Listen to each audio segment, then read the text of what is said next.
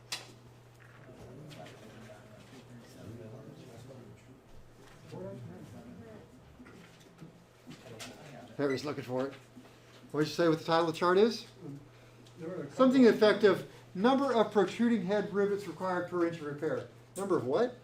Protruding head rivets required per inch of. What kind of rivets? Protruding. What kind of rivets that? 2117 T4. Is that a flush head rivet? Universal. So does that data count? No, Useless. but there's another table that we were supposed to use that was flush. Huh? Not in that book. Couldn't grab it. Yeah. Yeah, There no. was another one that has different numbers, because it was a. Yep. 2.2. That is for different aluminum. That's for alclad. Anyway, little things. Pay attention. All right, back to this. Web. Thickness measured across the flutes. Thickness measured across the flutes.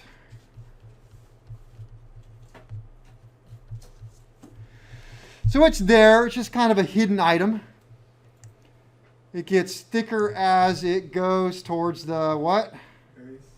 Towards the Shank. shank. Okay. So therefore, if it, well, I'll write that. So web thickness increases toward shank. Shank.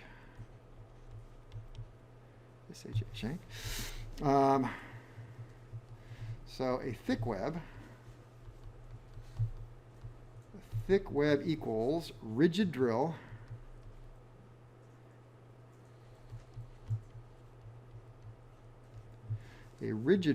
but more pressure is required.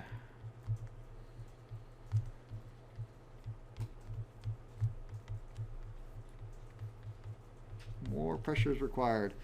Okay, well, let's get rid of that. We'll go do thin then. A thin web equals flexible drill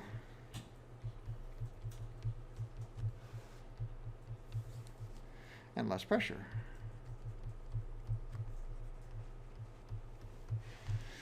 In fact, I keep in my drill, in my toolbox, a couple of drill bits that are about 18 inches long or so. So number 30, number 40.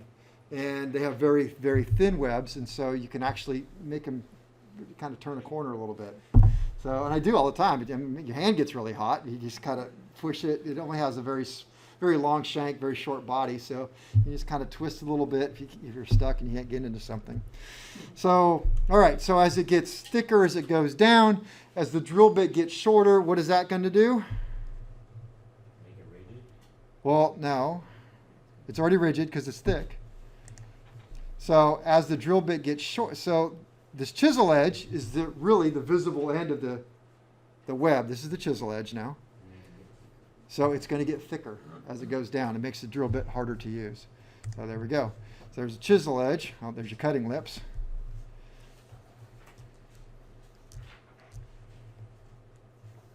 There we are. So we got the web, we got the chisel edge.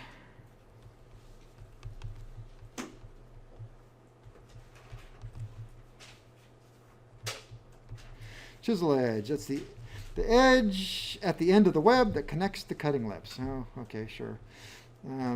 It's the cutty part.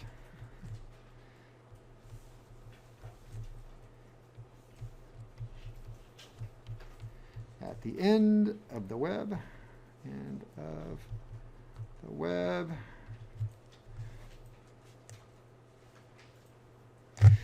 that connects the cutting lips. Next, that cutting lips. Who's already done this project and sharpened your drill bit? Yeah? Did it actually cut? Yeah. Yeah, nice. Yeah, we had to cut a piece of aluminum Yeah. to verify it. Yeah. Some people, don't feel bad. Some people can do it, some people can't. So I'm going to change the project up a little bit, and then I want you to attempt it. And if you fail at your attempt but can explain to me what you're trying to accomplish, I will accept that, rather than seeing you suffer for an entire week trying to sharpen a drill bit. So Because if you're in an actual production shop and you spend a week on a drill bit, I think they're just going to fire you. After you replace the drill bit. I know, yeah. And I've had many students who'll start with the drill bit, I kid you not, that long, and they'll bring me something about that long at the end. I still just can't get this. I'm like, what the heck? Yeah.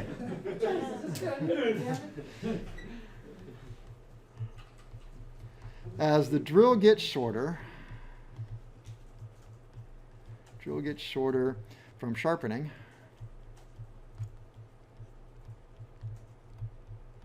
oh, you know how to sharpen a drill bit real easy?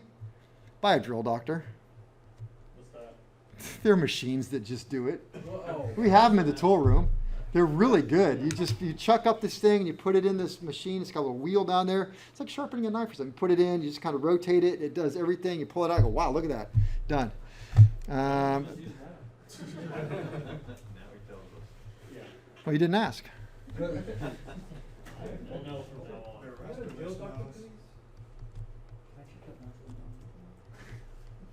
it one of those for tapping and dying? Yeah, no. You just throw it away. The chisel point will get wider. Chisel point will get wider. All right, I suppose I should just be throwing out stories left and right, just kind of, and then I'll slowly wean you off of stories. We're used to it. Well, I was just trying to, I don't want to cut you off cold turkey. Oh, yeah. So you have to be careful, obviously, when you're at work and you're doing things. So I remember I was, this company I was at, we just got a new boss who just bought the place, and he was a production manager for a printing company before he bought the company. And so, his whole thing is production, and it should be. It's all about, billable time. How do you do the best work in the shortest amount of time anyway? So, and save money.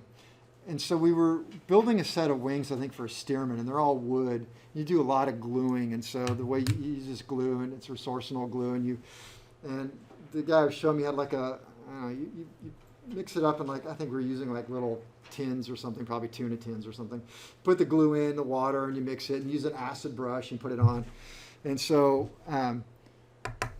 hopefully I didn't tell you this already. So anyway, I get done with my project, he does his, I take my acid brush, wham, there it goes in the garbage, wipe out my cup, rinse it, wipe it, done, throw it down. And the guy working goes, whoa, dude, what's going on? I'm like, nothing, I'm done, I'm cleaned up. He goes, man, you are so wasteful. He goes, let me show you something. He goes, this is how you do it. And he takes like a coffee cup and he fills it full of water and he puts it in the microwave and he turns it on for a minute or two. And he's sitting, the boss is kind of, what are you doing? I'm showing him how to clean a damn brush, man. The guy just threw his away. Okay, let me see this. He heats up the coffee cup full of water. He brings it back out. He pours in something else. He kind of works the brush, gets all the glue out with the hot water, and he rinses it off, and he does this other stuff. And he goes, there, I've been using the same brush for 3 weeks now. The boss goes, it's very impressive. So you've been using the same brush for 3 weeks? He goes, yep. He goes, well, by my calculations, it took you about 5 minutes to clean that brush. That brush cost me all of 1 penny. And so, and he did the math like really quick. So you basically lost the company like $400 to clean a stupid brush that cost me. From now on, throw it in the trash and get a new one, would you? Because they're acid brushes, and we buy them in, a gross of $144 for each. So I guess that story's relevant because God help you if you try and sharpen a number 40 drill bit. You'd have to have some real. I've had to, my own, because I was like, I'm out of 40. Just try it. Kind of works, but unless Don't do it. I do it all the time, but I can do it really fast. So. There's a point where it's like, is the time or is the part worth it? Yeah, well, if I'm doing it, a lot of times you need like a letter M drill bit, and you're going, oh, okay, I only got 1 M, because you do. And it's like, oh, that looks pretty bad. Somebody sort of abused it. You can take it, and if you do here and you learn it, you can go up to a grinding wheel and 1, 2, 3, 4, 5, 30 seconds, a minute, I'm done, I'm out, it's perfect. It's going to work. So there is that. Or buy a drill doctor. That works too. Okay, where are we at? Helix Angle. Helix Angle. Okay, this one goes back to a question about the flutes versus straight or not. So, Yeah, there we go. Helix angle. Angle formed between a line drawn parallel to the axis of the drill and the edge of the land. So this is a high helix angle. This is a regular, and that's a very low or shallow. So high, medium, low.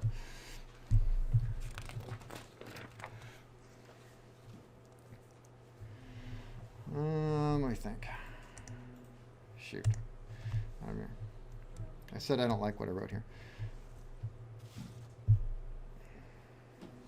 A high helix angle. High helix angle. Let me see. I have less strength. I'm not going to hold you to this one. A low helix angle, slow, can move large volumes, more rigid. I'm going to let that one go. We're just going to call that the helix angle. This right here, the high helix angle, you're going to see that. I'll just tell you what I actually now know. I see this on like drill bits for masonry, concrete. And this is my opinion. They don't have to be very strong. I think they're going to move more material out, but slower. It'll take longer for the material to get out. So if you ever drilled into masonry, concrete, it's like butter, really, until you hit a rock. The slow helix angle, I see this type of drill bit a lot more when you're working with mills, lathes, mills, that kind of work. So CNC, thank you, that kind of stuff. So I would think they would need to be a little bit more rigid, but I've got some conflicting information here. I wrote that and I didn't change it. So helix angle, the angle made. So the angle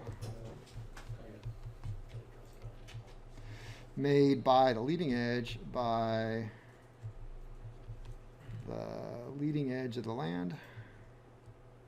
Is that what we want to write? I think we can. Yeah, we'll go with it.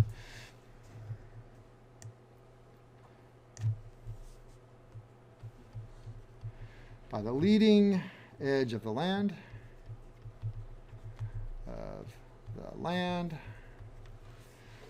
With a plane containing the axis of the drill. With a plane containing the axis of the drill.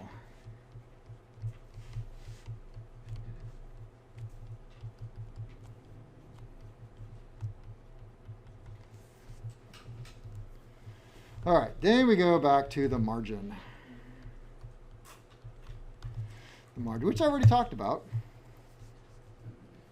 That is, yeah, no, that's right. The cylindrical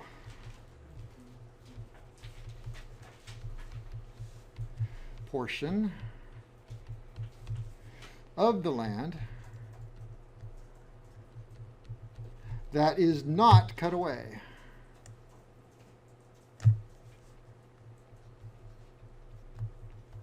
Is not cut away. So that's the part that sticks up. Yes. What's the after plane on Helix? Is it the angle made by The angle made by the leading edge of the land with a plane containing the axis of the drill, which is a crazy, stupid sentence, really, if you ask me already. Or we can go back to here, and you can write that. The angle formed between a line drawn parallel to the axis of the drill and the edge of the land. However you like it. Or just draw a picture of that drill bit right there, just like that, and do that and that. Which, yeah. All right, margins, the cylindrical portion of the land that is not cut away to provide clearance.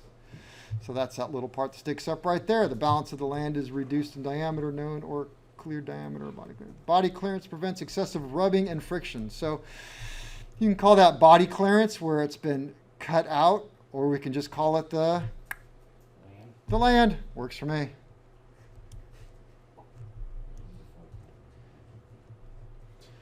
What? All I keep using is land before time, not home. That show? It's a movie. There was a show when I was a kid. Was it, they had like a series and a couple Yeah, there's this whole bunch of stuff made by these guys, Sidney and Croft or something like that. There was Land Before Time. There was Sigmund the Sea Monster. There was all kinds of weirdness. Okay. Margins. We got margins. Everybody caught up with me? No? Yes.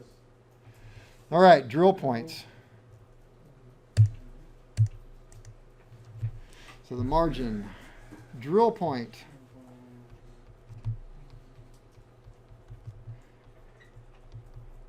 The drill point. Well, there's a whole bunch of things about the drill point. Now it gets all kind of complicated. So, no, that was the easy part. We have the included angle. Included angle. That is picture time. Let me see. Picture. Let me see. There's our included angles. So we have all different kinds of angles and their purposes behind it. So general purpose, 118. Soft and ductile material. What is a soft and ductile material? What kind of plastic? There we go. High alloy steels. So we can look at it this way. So general purpose, we'll call it 118, according to this. What's half of 118? 59 or something. There we go. So, so then if we're going to do something soft, we're going to go a higher point. So we've got the 59 or 118. Then we're going to go soft and hard. Hard is going to be much flatter. So you can just remember that. There you go. So medium, soft material, hard material. High alloy steels. That's very hard steels. So where are we going here? So drill point has 4 main features. We're going to talk about each one of these. So I got the included angle. Is that just Yep. to like keep life on the drill bit? Because we were trying to drill something really sharp. So I feel like it takes forever when you're trying to drill a piece of steel or like with a mill or something. You know, you gotta sit there at the oil and just kind of sit there. I don't know. See more pressure. Yes, yeah. Need more pressure. Well, for me, I like to take things like from one extreme to the other. So let's go extreme. Start here with windshields, right? So I had to drill a hole through my brand new windshield. Talk about being scary. And so you have to think about what I want. I want a very sharp point. So so there's no, you don't have this chisel edge going into it as so much. So it starts with a sharp point, and also, I'll talk about this later, but you're going to cut back on the lips, so there is no sharp edge. It actually just rubs a hole in it. So you have a point that rubs a hole, as opposed to a smaller point that is going to cut a hole. So that brings us to break time anyway, so we can do break time. Yeah. It's like, Chris, so you keep adding pressure though, isn't that you're gonna add more heat, which is gonna dull out your drill bit. Yeah, but eventually it's going to. Pressure's too much. Okay. Well, we'll kind of talk about that as we go, feed pressure and such. But you also at the same time can't just let it sit there and rub a hole. You know, it's like eventually cut a hole through friction. That doesn't work. So you got to push hard enough that the chisel point starts to go into and displaces some metal so that the cutting lips start to go. And then once it starts to go, then you're good.